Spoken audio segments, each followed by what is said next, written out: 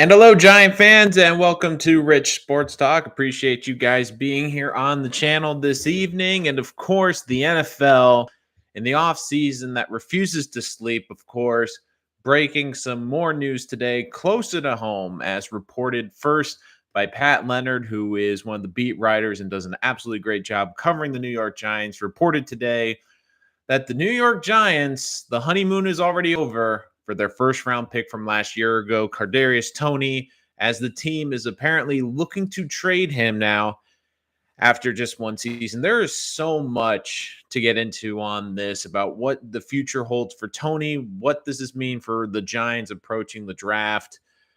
But as a Giant fan, this is just another nail in the coffin for the tenure of Dave Gettleman. Because right now, if you look at this Giant roster and you were to ask yourself honestly, who is the one player pretty much guaranteed a second contract right now?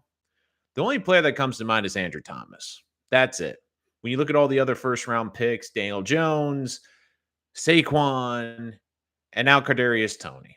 And there's something about Kadarius Toney that's always kind of irked me a little bit. And I kept seeing this last year. And I think a lot of it was he had a great 2-game stretch. He had a great play against the Saints.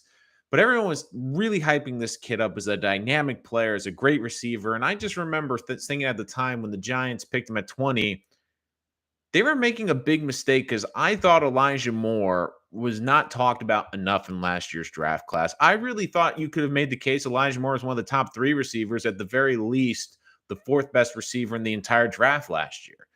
Now, we can see what history will tell us, but so far, it looks like Elijah Moore, not only with his production, but his maturity, has been the better pick. Because Kadarius Toney's tenure with the Giants was 39 catches for 420 yards and 0 touchdowns. And for as much as people want to talk about him as a dynamic playmaker, and I know he has that playmaking ability, he wasn't a productive player for this Giant team, on a team last year that was desperate for weapons, on a team that was desperate when Kenny Galladay went down, when Saquon Barkley wasn't right. They were desperate for playmakers. And Toney last year only played in 10 games, had injury issues, but this has been stemming for a while. And I do remember when Brian Dable and Joe Shane got the job, I did wonder where Toney fit into the future. Now, they were asked in the opening press conference, and they said Toney was a big part of the future. And obviously, you don't want to give up on a kid that they've invested a first-round pick in and that has this talent. But that rookie year was wild. And for everyone that says that Odell Beckham was a distraction, which I think is a bit excessive, you look at the difference between this two. At least Odell was highly productive. Like, just think about the rookie season last year, where there was reports that he didn't study the playbook, that he wasn't behaving in meetings, that he missed practice time because of 2 positive tests for COVID, refused to get the vaccine, hamstring issue, ankle issue, thumb issue, quad issue, oblique issue, shoulder issue, got thrown out of a loss to the Cowboys for throwing a punch in a game where they desperately needed him, had a toe issue in OTAs because he wore the wrong size cleats, and then at one point practiced with only one shoe on. I'm not joking. So when this came out today, I was a bit surprised, but not overly surprised, because I did really wonder how he was going to fit in. Because you look at what Buffalo is, they have a good culture. And right now, the Giant culture is at a pivotal standpoint when you look at a new head coach, a new general manager, and a new regime. And for those of you new to the channel, thank you so much for joining us here. If you're new, make sure you hit that subscribe button. If you'd like to reach out, make sure to comment in the chat. If you're not here live during the broadcast, make sure you put your comments below, and I will get back to them and would love to hear your opinions on Kadarius Toney. But this does impact the Giants, and the timing, I do think, is very important for this, because the NFL draft is now less than a week away. And I do think that this was important timing for the Giants, because this is coming off the heels of Toney not being at voluntary workouts. And like I talked about yesterday on Mekhi Becton, you can go check that video out now, is Yes, they're voluntary workouts. Yes, players don't have to be there. But there are certain times when it looks better if you're there. Like I said with Mekhi Becton, if you're not coming off a great year, probably good to make an appearance. Especially when you have an all new coaching staff and an all new front office. Because not only are you trying to impress them, learn a new scheme, learn a new offense, but you have new management. And you have management that, more importantly, has not drafted you. That was one thing I kept saying about Mekhi Becton yesterday, which was as much as I love Mekhi, Robert Sal and that coaching staff was not the coaching staff that wanted him. It was a completely different coaching staff. Same thing with Kadarius Toney. It's a whole new coaching staff. And yes, you as a first round pick, you do get more opportunities than a lot of guys in the NFL, right or wrong, because of that talent. But you want to make a good first impression. And when you were someone that was a head case in practice, someone that came into the league where he had off the field issues, including an incident in Florida with airsoft guns, I mean, you want to prove that you can be a mature athlete and that you have grown as a person. And last year, if anything, Kadarius Toney proved those points wrong. And this is a team that really needs Kadarius Toney because number one, they don't have cap space.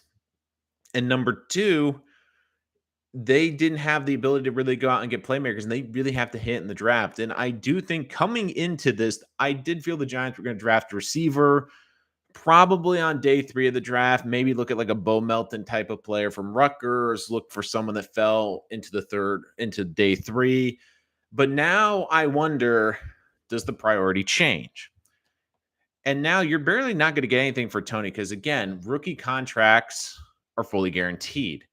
It will be a cap penalty against the Giants. And let's be honest, no team, despite being a first round selection, probably going to be breaking down the doors for Kadarius Toney. Now, do I think a team like maybe a Kansas City, maybe a team that's an established winner already that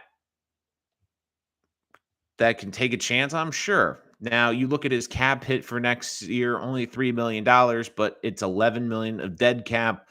I'm not exactly sure what it would be for the trade ramifications, but I do think part of the Giants are just looking to get rid of part of this contract and get it off the books. But either way, the Giants are basically going to eat some of this contract and basically pay for Kadarius Toney to play as a part of another organization. And I can't really blame them. Now, a lot of people are going to say, well, is this a little bit of an overreaction for a player skipping out on the OTAs? And I do think some people will argue that, okay, this seems like a little bit of an overreaction, but we haven't heard the whole story from behind the scenes. But when you look at the laundry list of issues that he had last year, not even just the football stuff, the non-football stuff, the off the field stuff, when you look at compile that with the lack of production, with the injuries, and you're looking at a player at a premium position out wide receiver in the NFL, and you're basically a new regime. You're trying to turn around a storied franchise in the New York Giants, and you don't show up to an OTA. Now, I understand they're voluntary. I get that. There might be someone that might defend him for not being there today. And a part of me would get that. But when you look at the Giants right now, that they are making calls and seeing what they can get, I think that they're going to just try to get him out of that locker room. And a lot of me thinks that this is because they don't think he's a good part of their culture. It will be interesting. Like, is there a chance he doesn't get traded? Maybe, because I really don't think you're going to get much for him. I'll be shocked if you get a day 3 pick, like a high, either 4th or 5th round pick for Toney because of the contract and because of the off the field issues, because it seems like the Giants are looking to get rid of him. But now the question becomes, how does this impact the draft? Because the Giants have 5 picks in the top 3 rounds. They have the 5th pick, the 7th pick, and the 36th pick. And in these mock drafts, I've had them maybe getting receiver on day 3 of the draft. But you do wonder now, does this shift how they attack the draft potentially, especially with picks number 7 and picks number 36? Now, I don't think the Giants, for everyone about to jump, are going to take a wide receiver with the 7th pick.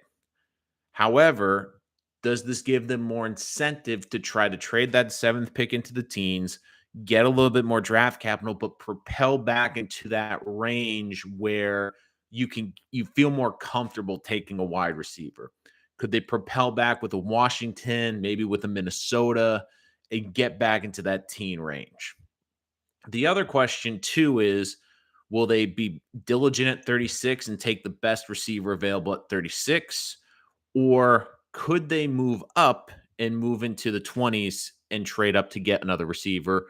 Or maybe even the Giants will just wait even further and hope that a second round talent receiver, which is possible, could be sitting there at the top of the third round. James Davis, listen, if Tony is healthy, he can be 10 times better than McCole Hardman. James, I hate to disagree with you on that, but look, you saw a brief flash of what Tony can do, but Tony reminds me a lot of Tavon Austin, unbelievable player, but he was always nicked, and that was the thing with Tony last year, is he was always hurt. It was always something. It was always something nagging, always something kind of wrong with him. And then you compile that with missing time because of COVID, missing time because of the injuries. I mean, this is someone that hurt himself because he wasn't wearing the right size shoes. I mean, I have never heard of that in the NFL, of someone that was wearing the wrong size cleats, and that's how they created injury. I have never heard of that. I mean, just think about that. I have never heard of that in my life, and he ended up doing that. And it's unfortunate for the Giants because you look, he's probably the number 2, maybe even in some ways the number 1 receiver on their depth chart next year. And the Giants, I think, were really hoping that this draft they could invest not really in the wide receiver because they have a lot of holes, whether it's pass rush or offensive lines, obviously key, tight ends key. Because I mean, you look at their depth chart right now. I mean, they have Galladay, but he has health issues. Tony was the number 2. He has health issues. And Slayton, who I like, but he's a better 2 or 3. I mean, James Ritchie, Robert Foster, Colin Johnson. So I'm just looking at their receivers right now. It's not great, but you also look at their offensive line and you look at their tight ends. I mean, this offense needs an overhaul. And this draft is where they're going to have to do. And I do wonder if what was their priority on day 3 of the draft of getting a wide receiver. Now has that shifted them trying to get one on day 2, maybe even day 1? If someone falls in the first round, do the Giants become a little bit more aggressive and try to go out there and make something happen? Do they try to go out and get a prospect? And it's curious to see, because I'm just looking this up really quick too on their prospect visits. I'm curious to see how many receivers they've actually brought into the building for the 30 prospect visits. Just pulling that up now. They have Bron Burks. They saw him at the combine. A lot of tight ends. Bo Melton at the local workout, who I mentioned before. But that was really about it. Those were the 2 receivers that they've had for like the visits and their interest in the combine. And now you wonder, do they try to trade Tony for another prom receiver or another receiver with a big contract? Or I do wonder, how much work did the Giants put into the wide receiver position in this process? Kenny Galladay, in all intents and purposes, told reporters that Tony needs to be at OTAs the other day during interviews. That's saying a lot. And look, Rusty Nails, you're right about that. And it's like I said to start this show, it's a bad look. And I get that they're voluntary workouts, but there's certain things that you have to understand. And I talked a little about Mekhi Becton the other day, but for the Giants and Kadarius Toney, he has to understand that this is a whole new coaching staff with a whole new scheme and a whole new general manager. I mean, Joe Shane did not draft him. Joe Shane is not tied to him. I mean, he's right now tied to the Dave Gettleman draft class, which has been an abject disaster in Giants history and has been a massive blemish on this franchise. And it's one of the big reasons this franchise is at their current position.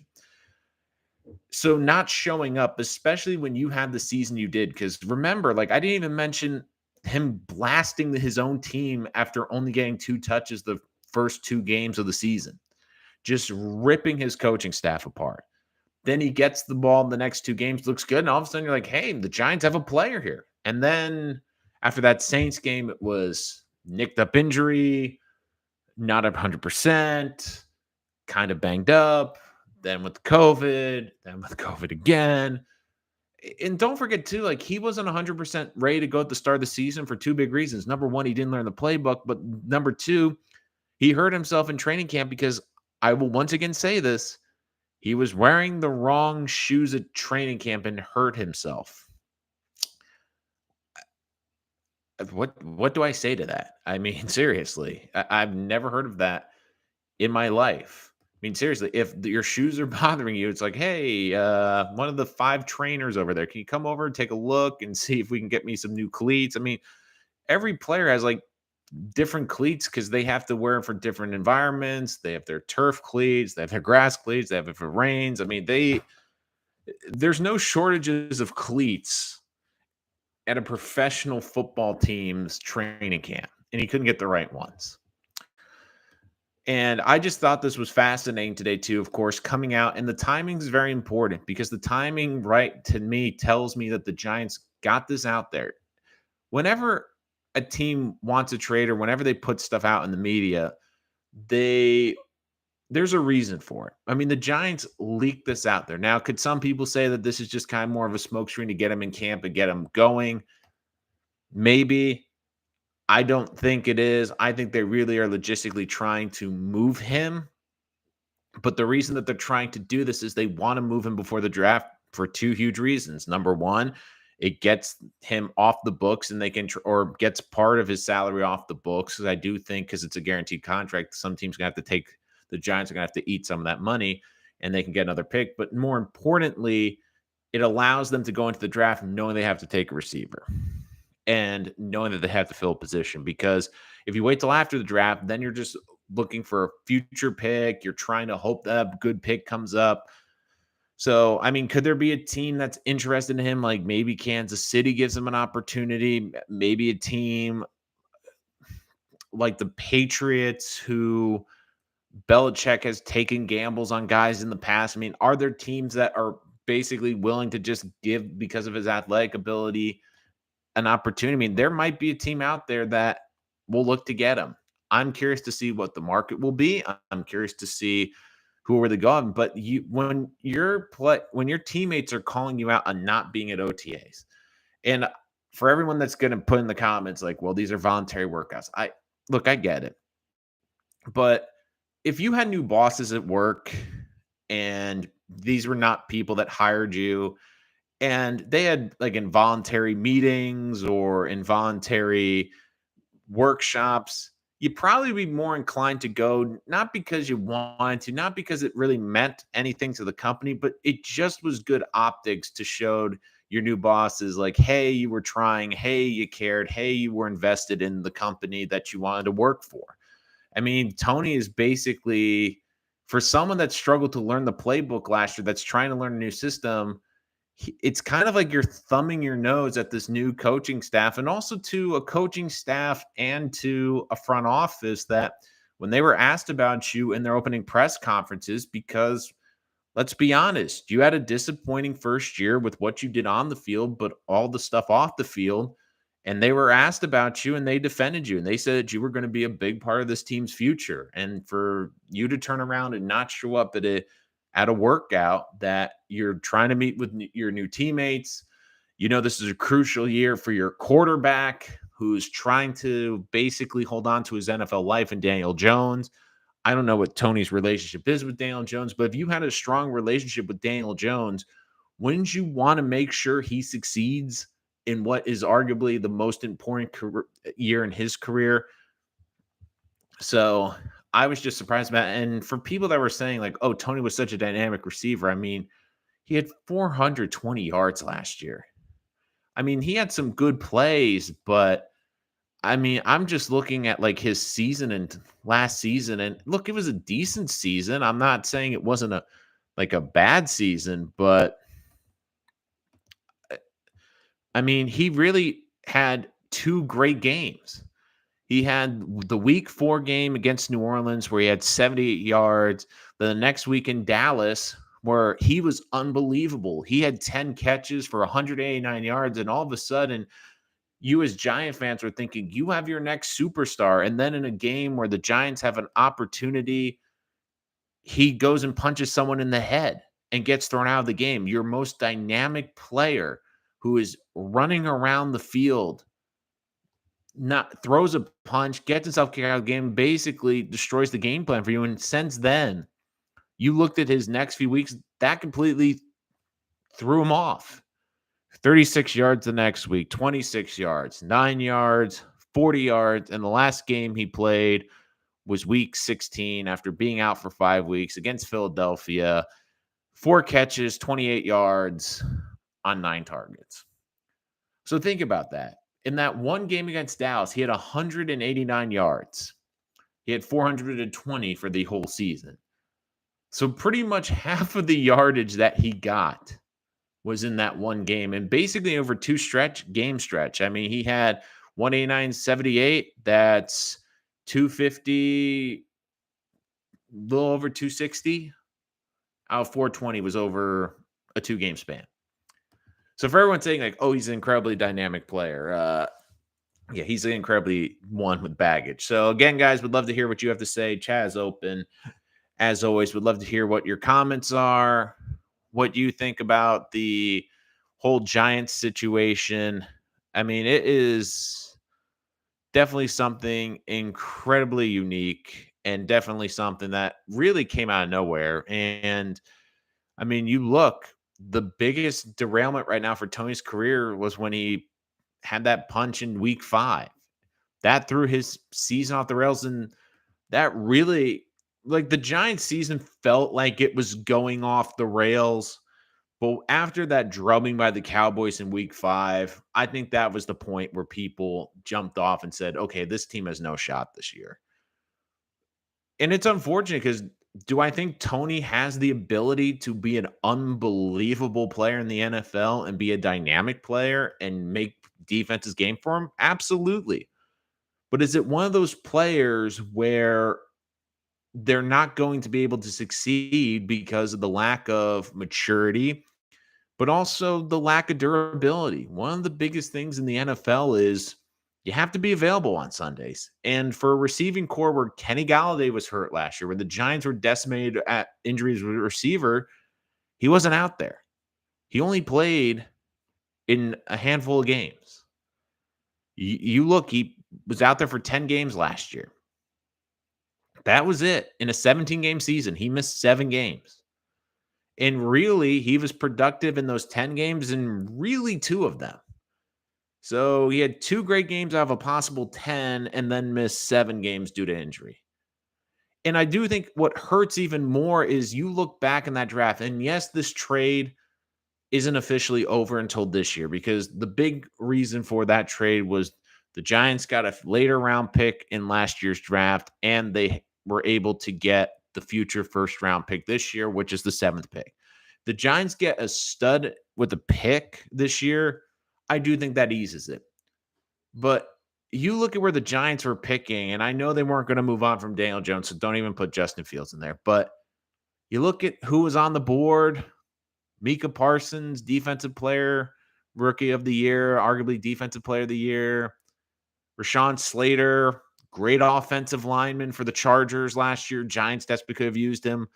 Elijah Vera Tucker, another great offensive lineman. Both of those guys look like they could be future Pro Bowlers in the NFL. And you even look at receiver at 20. I mean, Elijah Moore for the Jets last year. I understand he had his injury issues too, but more yards, 5 touchdowns last year for the Jets. Looks like a more dynamic receiver, unbelievable character. And like you hear, like everyone that talks about Elijah Moore and the Jets building gushes about him. You don't hear people gushing about Kadarius Toney in the Giants building. And look, were there players on the board like Odafe Oweh? Could he have gone? I think that would have been a little bit early at 20. But I mean, even Rashad Bateman. I mean, Bateman did not have a great year for Baltimore last year, but he still ended up with 500 yards and a touchdown. So, I mean, you look at the guys that were available and the guys the Giants passed on. We're talking about arguably the best player in the draft last year in a talented draft, and probably the best defensive player was on the board Micah Parsons. Now he's on your arch rival's defense with 13 sacks last year as a linebacker. And now you have to face him for the next 12 to 15 years. Instead, you pick Kadarius Toney. I want him in Dallas because that boy got moves. 5th round pick, LOL. Joe Campy, why would they give up on a 1st round pick after 1 year? Major warning signs. Like, that's the thing. Like, if the Giants are willing to move on from him after 1 year, to me, it tells me that there is something there. I don't know if they're worried about something chronic with an injury, but it also tells me that they don't love his maturity. And I mean, the other thing with the NFL now, too, is you look at the amount of receivers the draft gives you every year. And look, this draft doesn't have the top end receivers, but there's going to probably be 20 receivers taken in the first 3 rounds of this year. And a lot of these guys are pretty mature. And the other thing with the Giants now, too, when you look at the wide receiver position, how much money the wide receivers position is making. It's basically quarterback now in the NFL in terms of what they're getting for money. You have to look long term and say, is this someone we are comfortable giving not just multiple millions to or hundreds of millions of dollars to, but guaranteed money to? And the Giants are probably saying absolutely not. It to me is a big warning sign, and I do wonder, I think it's more about the personality than the injury issues, because we're talking about a talented player and we're talking about a team that has been burned by the 1st round picks and a team that couldn't go out and do a lot in free agency because they're in salary cap hell. And they're a team that is also trying to figure out, and don't forget this too, they're trying to figure out if Daniel Jones can be a franchise quarterback. And if they feel Kadarius Toney can do anything to elevate Daniel Jones, they would do everything to keep him, because this is such a crucial year for Daniel Jones. But instead, what it tells me, and this is even more alarming, is they think he's going to be more of a detriment to a quarterback that desperately needs a playmaker than be someone that helps. Jersey Dude 4680, he can't be trusted. We got Mimsy already. Nope, don't want him. Let the Cowboys get him. I mean, could the Cowboys be a team that's in play for Toney? Maybe, because don't forget, they've already lost 2 receivers. They're also in a bit of a cap situation. And I will say this, Jerry Jones is aggressive with wide receivers. But the other thing, too, is I don't think the Giants would do that, because you don't want to send him to your arch rival. Because if somehow they turn it right, you're never going to live it down. I think like one of the best things for them to do is look at the AFC. Could a team like Kansas City that has those multiple picks, but I don't think they'll get the high picks, but a team that has so many offensive weapons, could they bury him on their depth chart and hope he becomes great? But if he isn't, it's not the end of the world. Maybe. Could a team like I'm trying to think of the other AFC teams, a team like the Browns right now, who haven't brought back Jarvis Landry, could use a weapon potentially for Deshaun Watson. Could they be a team maybe in play? Could a team like Baltimore, who maybe doesn't necessarily need Toney, but they see the potential there? Sure. Could a team like Belichick, who's basically had reclamation projects, take an opportunity with him, take a shot? Sure. I don't think the Jets will be in play. I don't think he fits their culture. But I also do wonder, does this also put, because the report came out today that the 3 teams really interested in Debo were the Jets, the Lions, and I believe the Packers. But does this change the Giants? Do the Giants all of a sudden look at this situation and go, okay, we'll try to get what we can for Toney, but does it make more sense for our quarterback this year and our future potential quarterback next year to trade some of these big assets? Because they have the 36th pick and they also have 2 third rounders. Could it be a situation where they offer a second, a third, and a day 3 pick to try to go get a Debo Samuel? Do all of a sudden the Giants get into that conversation? Now, the problem's going to be the cap situation. They can't really pay Debo, and I'm not sure if that would really work. But do they become aggressive and try to maybe find a receiver out there and move some of this money around to try to bring in a receiver potentially? Rumor has it they wouldn't even let him return punts last year because he couldn't learn the punt team playbook. The Yeah, like you just look like I just went through the laundry list. Like we're talking about someone that didn't learn the playbook, someone that was coming with a reputation from college, and someone that not only look, the vaccine is one thing. Like if a player didn't want to get the vaccine, I'm not going to kill them. But when I look at a player that also wore the wrong size cleats and hurt his feet in training camp, when I look at someone that was practicing barefoot one day, when I look at someone that after 2 games, and I understand, look, I get he was frustrated and it was a frustrating start to the Giants season, but after 2 games went on social media and blasted the coaching staff, who may I remind him was the coaching staff that drafted him and the organization that drafted him and ripped them for not getting him the football. And then in the game of his life on national stage, probably I think it was the last national game the Giants had. I think they had one Monday night after, but it was that 4 o'clock. Was it? I can't remember, guys. Try and refresh my memory. Was it the Sunday night game? Was the Cowboys Giants on Sunday night, or was it just the? I think it was definitely prime time. It was either the 4 o'clock window or the 8 o'clock window. I can't remember. It was week 4 last year, but he was having that come out game where he had 189 yards, 10 catches, and you had everyone in kind of around the league because this was after that Saint game where he had those couple of flashy plays. He had 78 yards, and you're like, wait a minute. The Giants have something special here? Do they have a playmaker? Do they have their next Odell? And then he gets himself thrown out of the game because he throws a punch. And then after that, he was never the same receiver. So you look at everything last year. And then coming into this offseason, you have a brand new coaching staff. You have a brand new front office. You have an organization that is desperately trying to turn it around. And you skip voluntary workouts. And I know it's not the end of the world, but you're trying to make a good impression with this coaching staff. I mean, you have guys like even like Kenny Galladay, who's a veteran and someone that's coming off an injury and probably could use the excuse, hey, I'm just trying to get 100%. He's showing up the workouts and blasting you. And also goes to show the relationship with the quarterback, where if you love Daniel Jones, Tony, and you want him to be your quarterback, wouldn't you be trying to make sure you do everything to make sure he's still your quarterback? Because you know this is the most important year in his career. Like if he doesn't hit this year, if he doesn't play well, he's gone. He's not going to be the Giants quarterback. They're going to move on from him. And instead you decide you're not going to show up. And you leave your quarterback high and dry. I mean, does it tell you what he thinks of the quarterback without saying it? Maybe. Maybe it's him telling you subtly what he thinks of Daniel Jones. And you look on draft night. I didn't get why they took Kadarius Toney over Elijah Moore. I had Toney on my board in the 3rd round. And my big thing with him was, look, I think he's a first-round talent, but I look at all the issues off the field, and I look at all the multiple incidences, the off-the-field issues, and the durability issues that he even had in college, and I said, look, there are some players every year where they could be first-round talents. Like, they are top 15, 20 talents in the draft. But you need more than just talent to be successful in the NFL. First of all, you need to be on the field.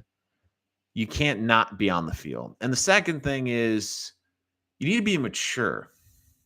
It's the NFL. It's known as the not for long league.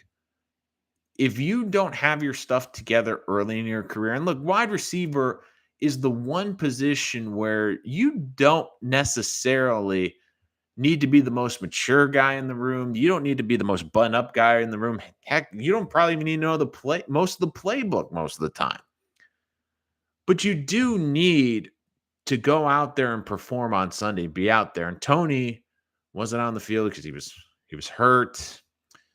He got kicked off from the Cowboy game. So Chiefs should trade for Toney. I think that would be a smart pick, Solomon Jets. I think that's a team that makes a lot of sense. They have 3 picks in the top 3 rounds. Do I think could the Giants try to get like a 3rd round pick, but throw in like the 4th or the 5th round pick to try to get someone? Sure. And for the Chiefs, it makes a lot of sense too, because they're kind of looking for receivers. They don't necessarily now have to take one in the first round this year, but for Toney, if it doesn't work out for them, they have a bunch of receivers that they can survive with. They can try to bet on that talent. Are you a Giants fan? I am not, but I do think I have a good understanding of the New York Giants. I do mock drafts for the Giants. I did my recent mock draft, which now, of course, is out of date. And I will have my next full 7-round mock draft on Monday, where I will give you my thoughts on the Giants. And I do think that this trade now, this trade rumor is definitely going to impact how they attack the draft. Now it's going to be a little bit tougher because they haven't had a lot of meetings and really haven't done as much scouting with the wide receiver position. But I do believe that now I would put money on them using one of their top 5 picks in the first 2 days of the draft on a wide receiver. Now, do they wait it out and try to see who drops into the second round with the 36th pick? Do they wait to see if there's a second round talent that falls at the top of the third round? Do they even get aggressive and back down with 36? I've had them usually trading back to get another offensive lineman. Or do they look at 7 and say, we don't love someone here at 7? Could we get back to between 11 and 19, pick up an extra pick and take a receiver in that range? Like, could we maybe get a Garrett Wilson in that range, a Drake London, a Traylon Burks? Could we get someone in that range? And it will be interesting too, because don't forget, Brian Daboll is also an offensive head coach. And he's probably looking at this right now going, the offensive line is the number one priority. But the Giants also need a tight end. They could use another running back. They now probably could use another receiver. And coming into the draft, I've done these live streams. When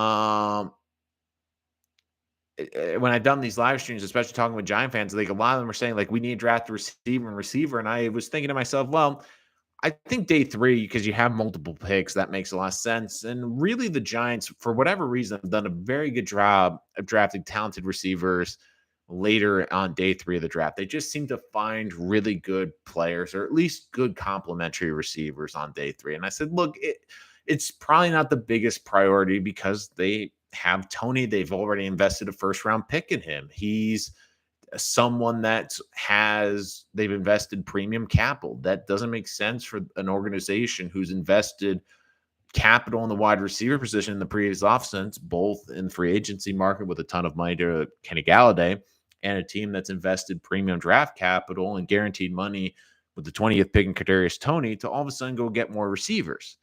Now this changes it because they also need to figure out if Daniel Jones is going to be their quarterback. I don't think he will be long-term, but they have to give him an opportunity, or at least put the pieces where next offseason, if they go a different quarterback direction, they have the pieces there for a very good offense, and the pieces there where if you draft a young quarterback, he can be successful. Let's see. This is why I want Jermaine Johnson over Kayvon. I don't know why that came in there. Solomon Jets, that seemed a little bit. I mean, right now, I feel if it came down to it's probably Kayvon I think you're probably talking about the Jets and Jermaine Johnson, but with the advent of 3-man receiver, do you think teams scheme passes more to running backs, tight ends will make Dolchek like more valuable Becker catching skills? Kev, I think the biggest thing is and I've been saying this last couple episodes, I believe wide receivers are not going to become the new quarterbacks in the NFL. And what do I mean by that? I believe the teams are going to look at the draft and say, we're going to take more shots and opportunities to receivers. We're going to draft more receivers, and we're going to draft them early for 2 big reasons. Number one, the draft of all the positions in the draft now, wide receiver is one of the deepest and richest. And why is that?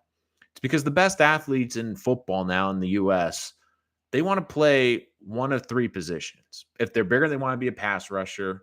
But more likely, they want to be receivers and they want to be quarterbacks. And why do the best athletes want to do that? Well, it's where the money is. Who are the most highest paid players in the NFL? It's the quarterbacks, then followed by the wide receivers. Now, wide receivers now, they don't get hit over the middle. It's more about skills. It's more about being a great athlete. And now you're seeing them getting paid ridiculous sums of money, getting paid early. And if they don't get paid early, have the ability to demand a trade and go get paid somewhere else. And you look at wide receivers, they're having longer careers now. they're able to not only get a massive contract once, but even double dip and get massive contracts. I mean, no one wants to be a running back anymore. Teams don't want to draft running backs in the first round. Teams don't want to pay a running back a second contract. And the teams that do tend to regret paying a running back in the second contract. They'll pay a wide receiver. They won't pay for that. And I do get what you're saying. Like, I do think you'll see them throw it to more running backs or use hybrid players as running back tight ends. But I just have a feeling that if you want a great receiver, and this is one of the things I was saying about Kansas City with their multiple picks in the Packers, like they have all those first round picks. They could draft 2 receivers, even if one's a bust.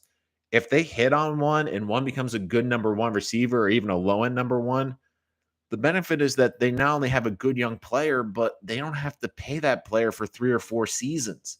Because even these extensions, they're added on to the rookie contract. They don't just tear up the contract, they're add on. So that's one of the things with Debo is he'd play this year on the last year of that rookie deal, but the extension to tack on afterwards and get the guaranteed money. That Dolce kid is going to be still. I really like him. I still think the biggest tight end still is Jeremy Ruckert. I love that kid. Like he to me has the biggest upside of any tight end in this draft. I mean, he was a 5-star recruit, unbelievable athlete, 6'5", and when they did throw him the football, he was dynamic at Ohio State. The problem is they never threw him the football because they don't throw it in that offense to the tight end. But when they did, he was a dynamic playmaker, and I feel he was an underutilized asset. Do you think Giants pick Garrett Wilson with a first-round pick? Yes and no, potentially, Solomon. Like I was saying, I feel like if they could get a team to jump up to 7 and trade back into the teens. Now, could an offensive, one of the top 3 O-linemen fall to 7 and a team gets desperate in the teens and comes up to get him? Could a team look at number 7 and try to jump up and beat the Falcons to a quarterback at number 8? Whether that maybe be a team up there or maybe even a team wants Garrett Wilson so bad. I doubt this, but they want to jump ahead of the Falcons, or they feel like what's his name, Williams from Alabama, could go to the Falcons at 8, but they desperately want him so bad that they'll trade up to the Giants at 7 and move back a couple spots.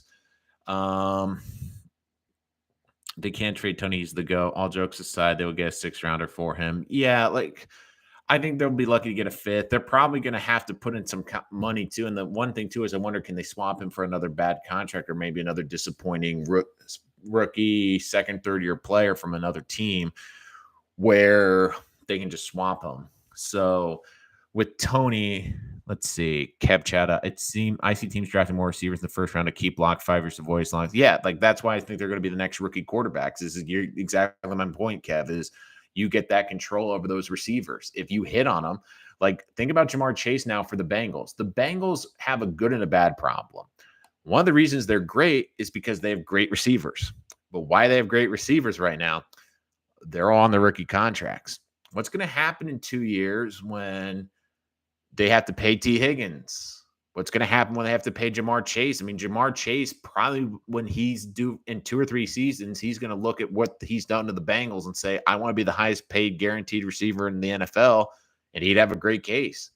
In 2 or 3 years, though, they're not going to be able to afford paying 3 great receivers. I think teams are going to look at the way they budget receivers as, yeah, we can have great receivers, but we have to draft them. We have to draft them every year. Like we can pay for one great one. If we're Buffalo, we can pay for Stephon Diggs. If we're the Raiders, we can pay for Devontae Adams. If we are the Rams, we can pay for Cooper Kupp. But if we're going to do that, we can't pay for 2. What we got to do is move on and draft guys or find guys that fit our scheme, like cheaper veterans. I mean, that's one of the reasons I think you saw the Rams move off of Robert Woods is because that was a decent cap hit for a receiver, and he's a good receiver, but they didn't want to overpay, and you have to be able to allocate your resources. And if you're going to pay a quarterback a ton of money and you're going to pay a receiver a ton of money, I mean, you're talking about for 2 players, probably going to take up 40 to 45% of your cap, and you have 51 players left to go. That's significant. So that's why I think you're going to see a lot of receivers. And like, I believe you'll start seeing it this year, but every year, I mean, we talk about quarterbacks going early. I think you're going to see a lot of receivers go early. And even if they don't go in the first round, teams are going to look to get them in the 2nd or 3rd round. Like, I think you're going to see a big run on the second round, like those Pierce, Alec Pierce, Sky Moore. There's going to be a big run on receivers in the second round this year, too, because even though they don't get the fifth-year option, you still have them for 4 years of control, and you don't have to pay them as much as a first-round receiver. I mean, there's a pro and a con to everything. So, I mean, I do wonder, too, like, Kansas City has a great benefit. They have those 2 first-round picks back-to-back at 29-30. Could a team go to Kansas City and give them an offer and say, look, we need to get into the top 10, top 32 because that fifth-year option is so valuable. Like, let's say a team absolutely loves Sky Moore, a team actually loves Alec Pierce. They could just look and say, we love him. This is a lot of draft capital, but we believe he can hit. And if he hits, then we don't have to pay him for 5 years. What's the move you think we can make to gain draft capital next year to get a half-decent quarterback? That's a good one because one of the things you've seen a lot of teams, they've already done that. The Eagles have done that. I mean, there's already 5. Think about this. There's 5 teams next year that already have 2 first-round picks next year. The thing for you, though, is you need a team that's going to be desperate, and you need the quarterback rumors. And now today was the rumor Jacksonville might be trading out a number 1. The big thing is you need a team that gets desperate for a quarterback. And the Giants have lucked out because their 2 first-round picks, you have 2 teams that are in the market for a quarterback. You have Carolina at 6, and a little bit lesser extent, but you have the Falcons sitting there with the 8th pick. Now, the question becomes, is there a team that becomes desperate for a quarterback? I don't think Seattle's desperate, but could Houston's kind of a weird team. I think they love Davis Mills, but could they they have the 13th pick. Could they surprise teams and jump back up? The Saints are a team I would keep an eye on. That's the other interesting thing too, which I don't think people have talked about with the dynamic, but have you noticed that 3 of the teams that need a quarterback are in the NFC South? I do wonder if part of the reason is maybe not for next year, but do these teams look at this next year in the NFC South as a wash? The hope is Brady. This is his last ride for the Buccaneers. And if you're one of these teams in the NFC South, does it make sense to get the rookie quarterback this year, get that out of the way, get him up to snuff so that next year, year 2, you might have the best quarterback in the division? I mean, don't forget when Brady retired for a couple weeks, Matt Ryan was the best quarterback in the NFC South. I mean, that's just the situation. So could New Orleans at 16 go to the Giants and say, look, we'll give you the 16th pick. We'll give you a 3rd rounder. Or more importantly, I think what the Giants really want for the 7th pick is a future first-round pick. Now, I don't think New Orleans would love to give up that future first-round pick. But could another dark horse team that I don't think a lot of teams have talked about moving up. I talked a bit about this with the Jets, but one team I would really keep an eye on moving into the top 10 that no one's really talking about is the LA Chargers. I know they have the 17th pick. I know they don't have a 3rd round pick, but they have a 2nd. But let's say like Ike Ekonwo falls to, I doubt he gets to 7th. If he's there at 5, I think the Giants take him. I mean, could a team get desperate for Sauce Gardner at 7? Maybe, but I'm looking at LA. LA, they have one really big position need. That's offensive tackle. They got one of them last year. They still need another tackle.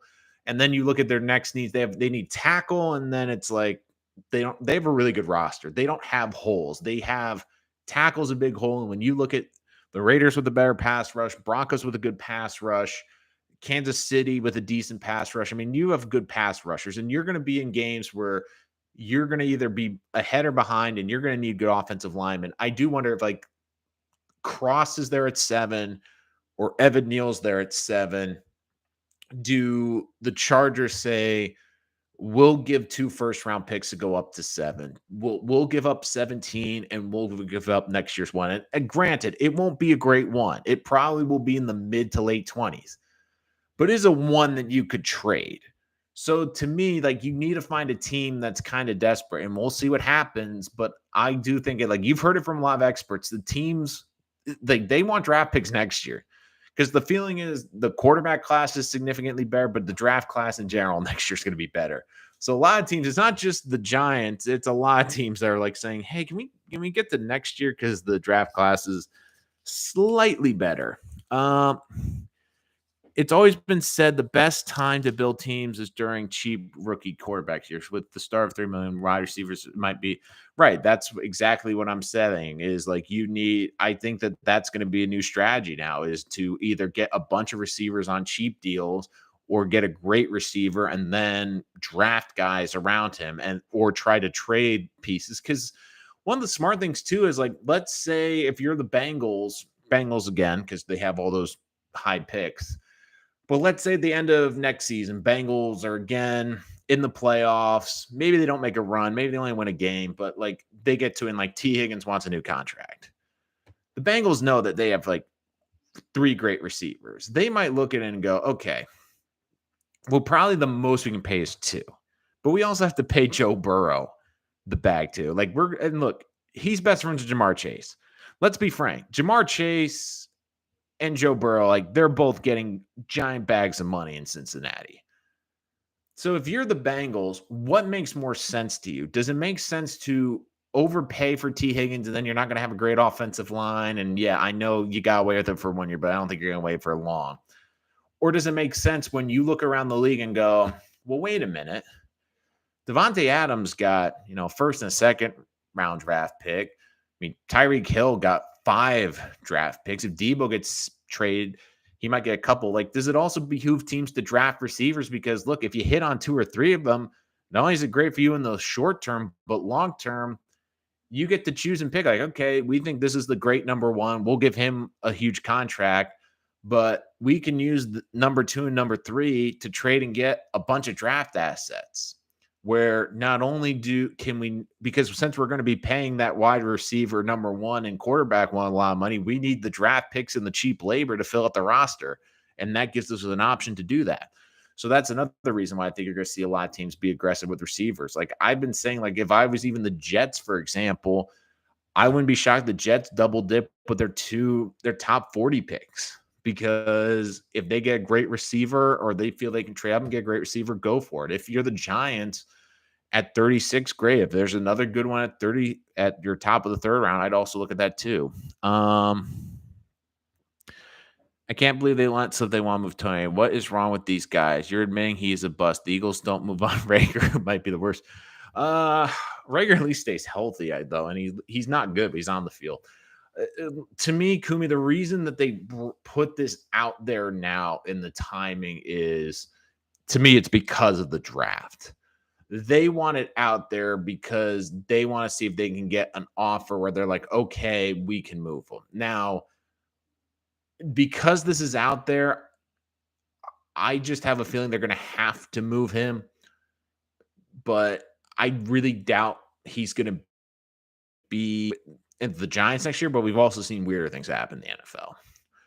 But I would say that I think that they're putting this out there now so teams that are kind of interested in the receiver position or on the fence could look into this. Maybe there's a team, like I said, the Chiefs, maybe a team like the Chargers, maybe one of these great AFC teams, maybe even a team in like the NFC West or something that goes, look, he's a head case, but he's a first-round talent. If we can get him for a day 3 pick, the risk is worth the reward. Like, look, worst case scenario, he's terrible for us. He's injured for us, but we gave up a day 3 pick, and we're not going to lose the franchise on a day 3 pick. I mean, we'll take a swing at a top first-round talent. And you see it all the time with first-round talents. Like, you see guys like, you keep going, like, how's that guy keep getting opportunities?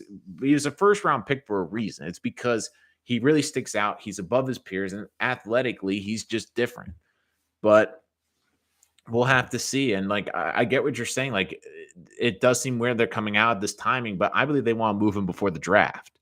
And they also want to do it before the draft because they want to go out there and they want to have their priorities set. Like, I do think the Giants are now adjusting to the fact that not only are they going to have to invest heavily in the offensive line, likely get a tight end, but now you have to add wide receiver to that shopping list. And the question is, when do they do it? Do they try to move into the first round with 36? Do they try to wait and see who's there at 36? Do they even take a longer route and wait all the way to the 3rd round? Do they wait to see if someone falls to the 50s and then move up from the 3rd round? There's a lot that they can do because they have a lot of draft capital. Peace and love, brother. You're the man. Thank you so much for the kind words. But again, guys, that's the big news today. Kadarius Toney apparently on the trading block for the Giants. And I think at the end of the day, it really just comes down to this is a situation where we see it all the time in not only the NFL, but in every sport and in every business. Sometimes you just get new management and the former staff doesn't gel. Now, Toney has a lot of baggage. Toney also has the injury history too. But I just think that this was a situation where I think the coaching staff was wary, but then him not showing up to the involuntary workouts maybe was the final straw with like the off-season conditioning and the off-season training. But Toney for Claypool. Claypool's a good receiver, though. That's the difference. Claypool's proven he can be a great receiver. I mean, that would be a heist if Joe Schoen could pull that off. I doubt he does that, Kev. But good thought, though. I mean, trust me, I would rather have Claypool over a lot of people in the NFL right now. But again, guys, thank you so much for joining us. We'll be back with more content, and we'll be back on Monday for our 7-round Giants mock draft, which now apparently will likely have a receiver going a lot earlier. So make sure you hit that subscribe button so you don't miss any of that great content only here on Rich Sports Talk. Thank you guys so much for joining us.